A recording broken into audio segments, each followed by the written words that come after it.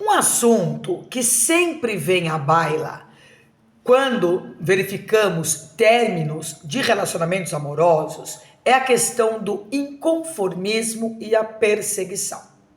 Nem sempre as pessoas estão de acordo com os rompimentos, mas o máximo que a pessoa que leva um fora pode fazer é chorar ou procurar um psicólogo. Perseguir com o pretexto de reatar a relação, às vezes pode configurar o crime de stalking. Eu sou a Fernanda Gonçalves, advogada criminalista e professora de Direito Penal e de Processo Penal.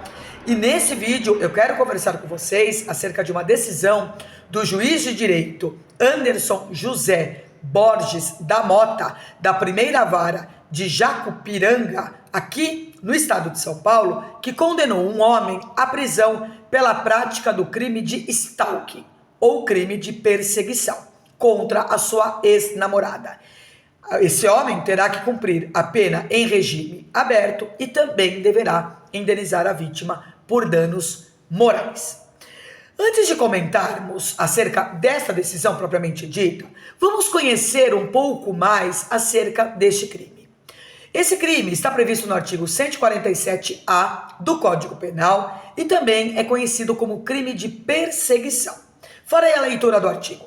Perseguir alguém reiteradamente ou por qualquer meio, ameaçando-lhe a integridade física ou psicológica, restringindo-lhe a capacidade de locomoção ou, de qualquer forma, invadindo ou perturbando sua esfera de liberdade ou privacidade. A pena é de reclusão de 6 meses a 2 anos e multa. Parágrafo 1º. A pena é aumentada de metade se o crime é cometido: 1. Contra criança, adolescente ou idoso. 2. Contra mulher por razões de condição do sexo feminino, nos termos do parágrafo 2º-A do artigo 121 deste Código. 3. Mediante concurso de 2 ou mais pessoas ou com emprego de arma. Parágrafo 2º. As penas deste artigo serão aplicáveis sem prejuízo das correspondentes à violência. Parágrafo 3º. Somente se procede mediante representação. Analisando esse tipo penal e fazendo uma classificação doutrinária, nós podemos falar o seguinte deste crime. Nós vamos classificá-lo da seguinte forma: quem pode praticar o crime? Ou seja, quem é o sujeito ativo? Qualquer pessoa. Por isso, ele é chamado de crime comum. Quem pode sofrer o crime? Quem é a vítima desse crime? O que a gente chama no direito de sujeito passivo. Também qualquer pessoa.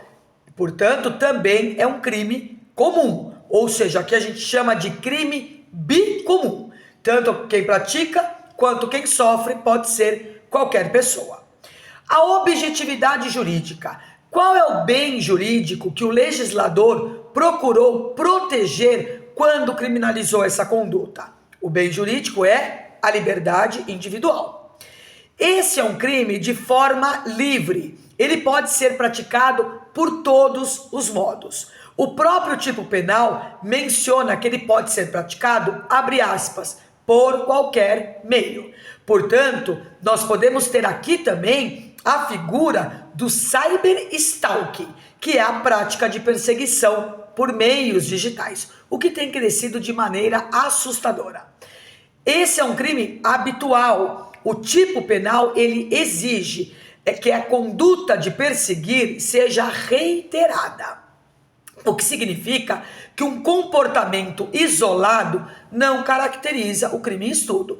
A pessoa não está insistindo em falar com a outra, e aí é o stalking. Não, a pessoa tem que reiterar, ela tem que perseguir, tem que realmente apurrinhar, ameaçar. O elemento subjetivo é o dolo, né? O agente ele tem que ter a vontade livre e consciente de praticar o núcleo do tipo, não é previsto na sua modalidade culposa. A ação penal, ela é pública, condicionada à representação. O que significa dizer que é preciso uma provocação, uma representação da vítima para que o Ministério Público possa ingressar com a ação penal. Como a pena máxima desse crime é de 2 anos, E, portanto, esse é um crime de menor potencial ofensivo, admitindo dessa forma os institutos despenalizadores da Lei 9.099/95, que é a composição civil, a transação penal e a suspensão condicional do processo. Esse crime, com relação à prescrição, a prescrição em abstrato, tendo em vista que a pena máxima dele é de 3 anos, este crime prescreve abstratamente em 4 anos, conforme pode ser verificado pela leitura do artigo 109, inciso 5 do Código Penal. O parágrafo 1º deste artigo prevê 3 causas de aumento de pena. Com relação ao emprego da arma, que é mencionado no inciso 3º do parágrafo 1º, um questionamento se faz. O que acarreta o aumento de pena? É o uso de arma de fogo ou qualquer arma? E aqui nós podemos falar da arma branca, um canivete, uma faca. Qualquer tipo de arma autoriza o aumento, tendo em vista que o legislador ele não especificou, ele não excluiu nenhum tipo. E se da perseguição acontecer algum tipo de violência, acarretar algum tipo de violência?